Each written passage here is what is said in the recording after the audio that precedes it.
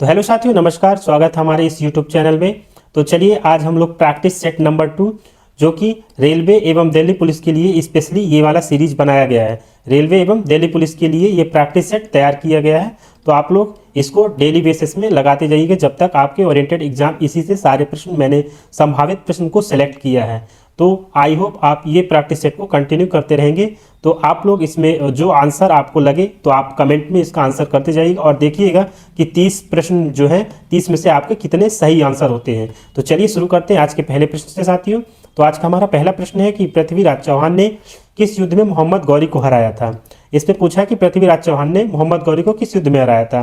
तो इसको प्रथम जो तराइन का युद्ध हुआ था, कब हुआ था? 1191 में मोहम्मद गौरी को हरा दिया था। कितने? पृथ्वीराज चौहान ने। और जब सेकेंड बैटल हुआ था तराइन का द्वितीय युद्ध, कब हुआ था? 1192 में। तो इसमें क्या हुआ था?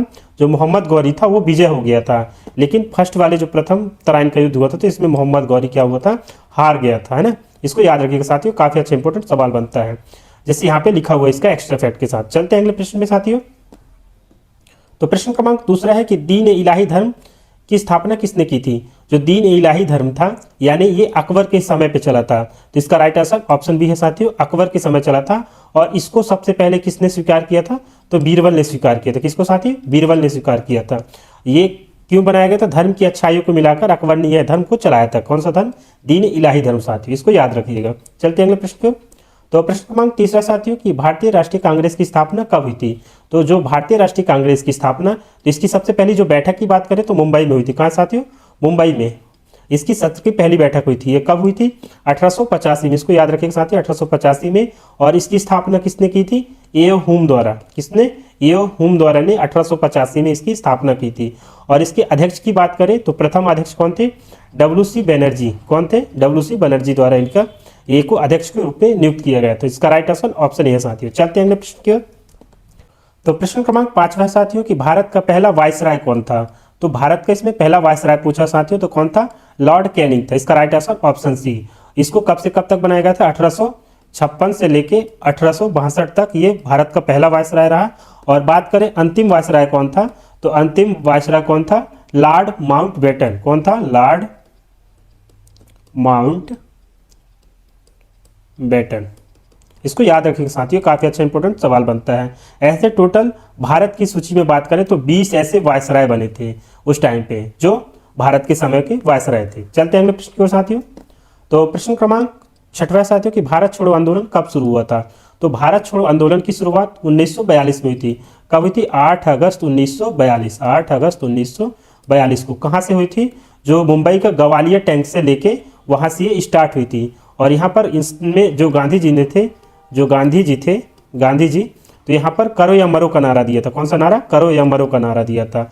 और इसमें किसके विरोध में किया था? नेताजी के विरोध में इसका भारत छोड़ो आंदोलन किया था। चलते हैं अगले प्रश्न को साथियों। तो साथियों हमारा प्रश्न क्रमांक 7वां है कि भारत का संविधान किस देश से संसदीय प्रणाली लिया था। तो किस देश से लिया था साथियों? ब्रिटेन से लिया था। इसका राइट आंसर ऑप्शन सी है। ब्रिटेन से क्या लिया था? संसदीय प्रणाली। और यहाँ से पीएम पद और 2 सदन की व्यवस्था ली थी साथियों। कहाँ से? ब्रिटेन से। और बात करें ब्रिटेन से और क्या लिया था, तो यहाँ से ब्रिटेन से क्या लिए थे साथियों? एकल नागरिकता। क्या लिया था? Single citizenship. कौन सी? Single citizenship. ठीक है साथियों, इसको याद रखिएगा, काफी अच्छा इंपॉर्टेंट है। और मैं बात करूं आयरलैंड से क्या लिया गया था, तो आयरलैंड से आप लोग याद रखिएगा, आयरलैंड से लिया गया था डीपीएसपी का पद। डीपीएसपी का पद, इसको याद रखिएगा साथियों, है ना। ये काफी अच्छा इंपॉर्टेंट सवाल बनता है साथियों। और ऑस्ट्रेलिया से बात करें तो ऑस्ट्रेलिया से क्या लिया गया था साथियों? ऑस्ट्रेलिया से प्रस्तावना की भाषा ली गई थी। और जो समवर्ती सूची है वो उसका सब्जेक्ट लिया गया था। और केंद्र एवं राज्य के बीच में जो संबंध है उसकी भी यहाँ पर उसको अपने भारत के संविधान में मिलाया गया था। जर्मनी से बात करें साथियों तो जर्मनी से क्या लिया गया था? जर्मनी से आपातकाल की स्थिति का वर्णन लिया गया था। और जो राष्ट्रपति का जो मौलिक अधिकार होते हैं उससे संबंधित शक्तियां ली गई थी साथियों, इसको याद रखिएगा। और दक्षिण अफ्रीका से बात करें तो साथियों, और दक्षिण अफ्रीका से बात करें तो दक्षिण अफ्रीका से क्या लिया गया था? जो संविधान संशोधन, जो कॉन्स्टिट्यूशन अमेंडमेंट है उसको संशोधन की प्रक्रिया कहाँ से लिया गया था? दक्षिण अफ्रीका से। ठीक है साथियों, इसको याद रखिएगा। और बात करें रूस से तो रूस से मौलिक जो क्या था, रूस से याद रखिएगा साथियों, रूस से क्या लिया था? मौलिक अधिकार का क्या लिया था? कर्तव्यों का प्रावधान लिया था। मौलिक अधिकारों का कर्तव्यों का प्रावधान लिया था। कर्तव्यों का प्रावधान लिया था साथियों, इसको याद रखिएगा, काफी अच्छा इंपॉर्टेंट सवाल संविधान की सोच से पूछा जाता है साथियों। चलते हैं अगले प्रश्न की ओर। तो प्रश्न क्रमांक 8वां है साथियों कि धन विधेयक मनी बिल को कौन प्रमाणित करता है। जो धन विधेयक होता है, तो जो धन विधेयक को कौन प्रमाणित करता है साथियों, तो इसका राइट आंसर ऑप्शन कौन है साथियों, लोकसभा द्वारा। राइट आंसर ऑप्शन ए है, लोकसभा के अध्यक्ष जो होते हैं तो वो मनी बिल को प्रमाणित करता है साथियों, इसको याद रखिएगा। केवल लोकसभा अध्यक्ष का ही अधिकार होता है इसमें, जो बिल को पारित करता है साथियों। चलते हैं अगले प्रश्न की ओर। तो प्रश्न क्रमांक 9 है साथियों कि भारत में राष्ट्रीय आपातकाल किस अनुच्छेद में इसका उल्लेख किया गया है। तो इसका राइट आंसर ऑप्शन ए है, 352वें आर्टिकल में इसका उल्लेख किया गया। इसका राइट आंसर ऑप्शन ए है साथियों। और बात करें तो हमारे भारत में कितने तरह के राष्ट्रीय आपातकाल जो होते हैं वो कितने प्रकार के लगते हैं। तो सबसे पहले हमारे यहाँ राष्ट्रीय आपातकाल होता है, जैसे इसमें पहले पूछा तो राष्ट्रीय आपातकाल 352 आर्टिकल में। और बात करें राष्ट्रपति शासन, दूसरा होता है, ये पहला है और ये दूसरा साथियों राष्ट्रपति शासन होता है। तीसरा कौन सा होता है, वित्तीय आपातकाल। कौन सा होता है, वित्तीय आपातकाल। और बात करें तो जैसे कि हमारे यहाँ जो आर्टिकल 352 में है तो राष्ट्रीय आपातकाल लगता है साथियों, इसको याद रखिएगा, काफी अच्छा इंपॉर्टेंट सवाल बनता है साथियों। चलते हैं अगले प्रश्न की ओर। तो प्रश्न क्रमांक 10 है साथियों कि मौलिक कर्तव्य संविधान में किस संशोधन द्वारा जोड़े गए थे। जो मौलिक कर्तव्य है उसको किस संशोधन द्वारा जोड़ा गया साथियों, इसका राइट आंसर ऑप्शन ए है साथियों, उसे 42वां संविधान संशोधन कॉन्स्टिट्यूशन अमेंडमेंट 1976 को जोड़ा गया था। तो कुल मौलिक कर्तव्य की बात करें तो अभी वर्तमान में कितने हैं, 11 मौलिक कर्तव्य हैं हमारे संविधान संशोधन में। चलते हैं अगले प्रश्न की ओर साथियों। तो प्रश्न क्रमांक 11 है साथियों कि सुप्रीम कोर्ट का मुख्य न्यायाधीश किसके द्वारा नियुक्त किया जाता है। तो इसमें नियुक्ति की बात की गई है, जो सुप्रीम कोर्ट का जो जज होता है उसको किसके द्वारा अपॉइंट किया जाता है, तो उसको राष्ट्रपति के द्वारा इसे अपॉइंट किया जाता है, यानी उससे नियुक्त करता है। इसका राइट आंसर ऑप्शन बी है साथियों। चलते हैं अगले प्रश्न की ओर साथियों। तो प्रश्न क्रमांक 12 है साथियों कि कावेरी नदी कहाँ से निकलती है। तो कावेरी जो नदी है वो कहाँ से निकलती है, ब्रह्मगिरी की पहाड़ी से निकलती है। इसका राइट आंसर ऑप्शन बी है साथियों। कहाँ से निकलती है, ब्रह्मगिरी की पहाड़ियों से। प्रश्न क्रमांक 13 साथियों कि क्षेत्रफल के अनुसार भारत का सबसे छोटा राज्य कौन सा है। इसमें बात किया गया है छोटा, सबसे छोटा यानी क्षेत्रफल के अकॉर्डिंग, तो इसका राइट आंसर ऑप्शन सी है। क्या है, गोवा। गोवा, क्योंकि गोवा में दो ही पड़ते हैं, पणजी और गोवा, तो इसका राइट आंसर ऑप्शन सी है साथियों। प्रश्न क्रमांक 14 साथियों कि भारत में सबसे अधिक जनसंख्या वाला राज्य कौन सा है।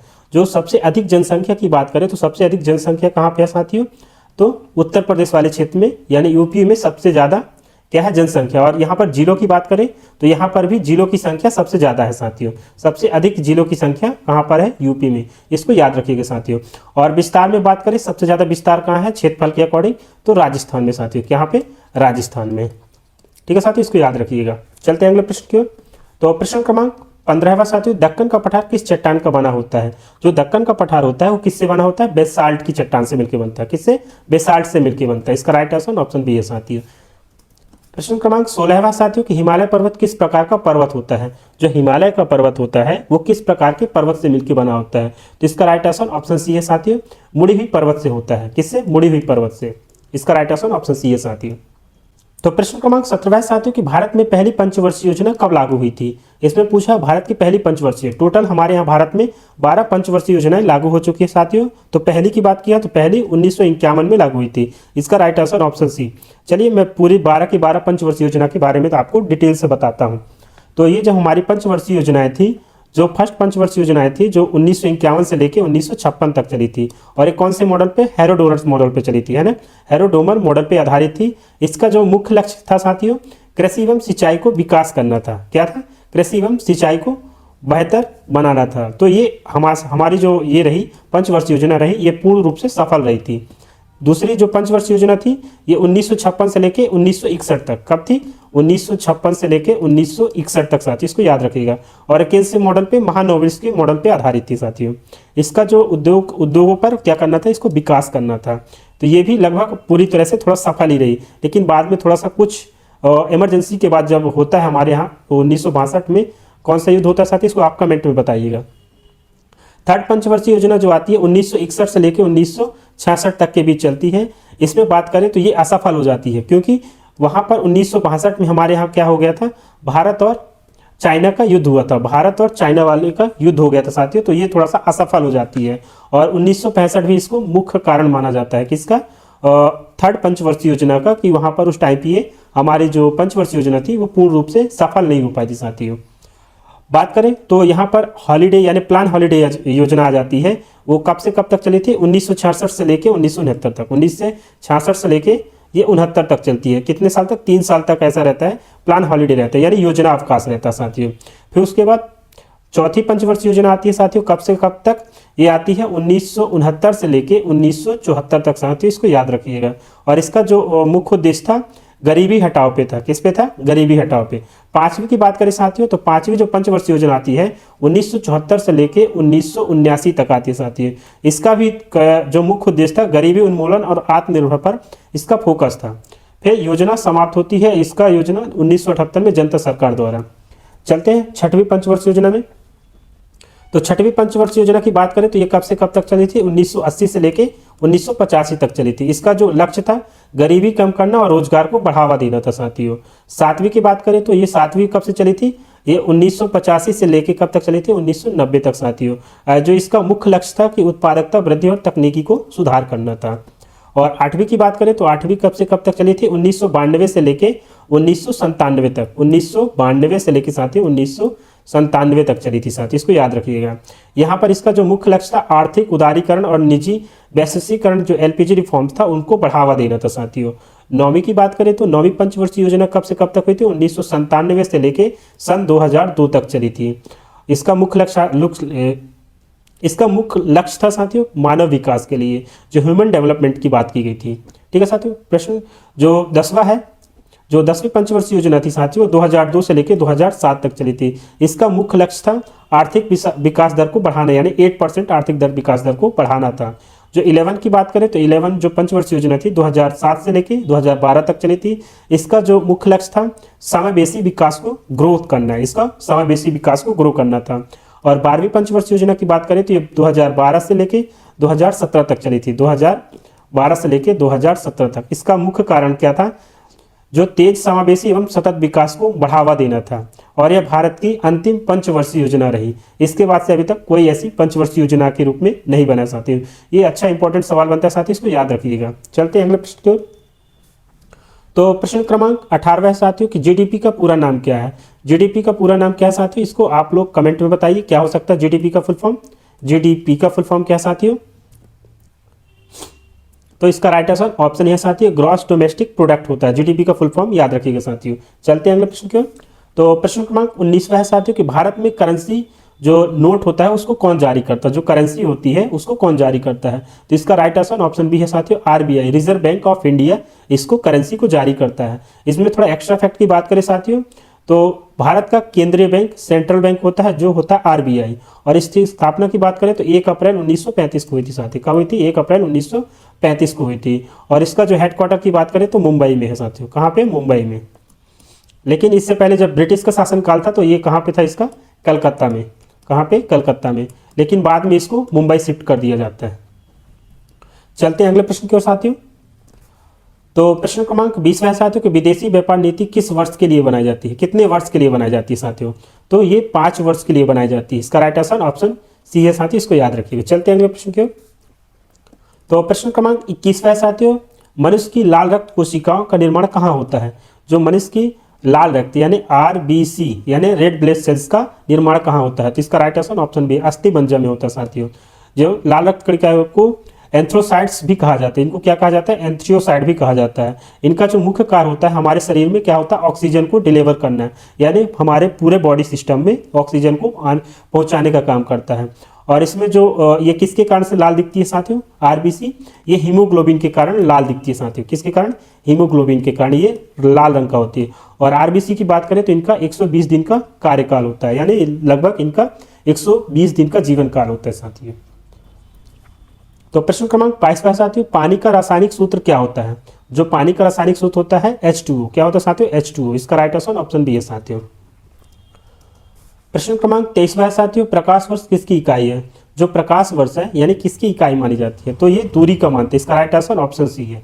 इसमें कुछ एक्स्ट्रा बात करें तो हमारे जो माप की 7 आधारभूत इकाइयां हैं, जैसे लंबाई का मीटर होता है साथियों, समय का सेकंड होता है, पदार्थ की मात्रा मोल होती है और विद्युत प्रवाह की एम्पियर होती है साथियों, तापमान का केल्विन होता है साथियों, ज्योति तीव्रता का कैंडेला होता है और द्रव्यमान का किलोग्राम होता है साथियों, इसको याद रखिएगा। ये अच्छा इंपॉर्टेंट सवाल बनता है, ये साइंस से रिलेटेड सवाल था साथियों, इसको याद रखिएगा। चलते हैं अगले प्रश्न की ओर। तो प्रश्न क्रमांक 24 है साथियों कि विटामिन सी की कमी से कौन सी बीमारी होती है, यानी विटामिन सी की अगर कमी हो जाती है तो किस क्या होता है, उससे सुकरवी रोग होता है। इसका राइट आंसर ऑप्शन बी। बात करें विटामिन, तो विटामिन की खोज किसने की थी साथियों, विटामिन की खोज किसने की थी साथियों, तो किसने की थी, फंक द्वारा विटामिन की खोज की गई थी। और इससे हमको विटामिन से क्या मिलता है, ऊर्जा प्राप्त होती है साथियों, क्या मिलते हैं, ऊर्जा प्राप्त होती है। इसको याद रखिएगा। विटामिन को दो भागों में बांटा गया है, एक घुलनशील विटामिन कौन से होते हैं और अघुलनशील विटामिन। तो घुलनशील विटामिन कौन से होते हैं साथियों, घुलनशील विटामिन विटामिन बी और विटामिन सी, और जो बाकी बचे हैं तो अघुलनशील हैं, ए डी और ई हो गया और के हो गया, है ना। इसको और ट्रिक से बना सकते हैं, कीड़ा है ना। और विटामिन बी सी ये घुलनशील विटामिन होते हैं, और विटामिन के, vitamin E, vitamin D, vitamin A ये कौन से होते हैं, अघुलनशील विटामिन होते हैं। इसमें बात करें विटामिन ए का जो रासायनिक नाम होता है रेटिनॉल होता है साथियों, क्या होता है, रेटिनॉल। और इसमें बात करें तो रतौंधी रोग होता है इसकी कमी से। और विटामिन बी का रासायनिक नाम क्या होता है, थायमिन साथियों। और विटामिन सी का क्या होता है, एस्कॉर्बिक एसिड। और विटामिन डी का कैल्सीफेरॉल होता है साथियों, इसको याद रखिएगा। और बात करें विटामिन डी की कमी से कौन सा रोग होता है, तो रिकेट्स होता है, क्या होता है, रिकेट्स यानी सूखा रोग होता है। और इसका जो स्रोत की बात करें विटामिन जो डी होता है, तो ये हमको कहाँ से प्राप्त होता है, सूर्य के प्रकाश से प्राप्त होता है साथियों, किससे, सूर्य के प्रकाश से। और विटामिन सी की बात करें तो जो खट्टे पदार्थ होते हैं तो उससे हमको विटामिन सी की प्राप्ति होती है साथियों। चलते हैं अगले प्रश्न की ओर। तो प्रश्न क्रमांक 25 है साथियों कि 2024 गणतंत्र दिवस जो मुख्य अतिथि कौन थे, जो 2024 में गणतंत्र दिवस के दिन हमारे यहाँ जो भारत में मुख्य अतिथि के रूप में किनको बुलाया गया था, तो इसका राइट आंसर ऑप्शन बी है। उन्हें इमैनुअल मैक्रो को बुलाया गया था। ये कहाँ के राष्ट्रपति थे, ये फ्रांस के राष्ट्रपति थे। सन 2024 में हमारे यहाँ मुख्य अतिथि के रूप में इनको बुलाया गया था साथियों।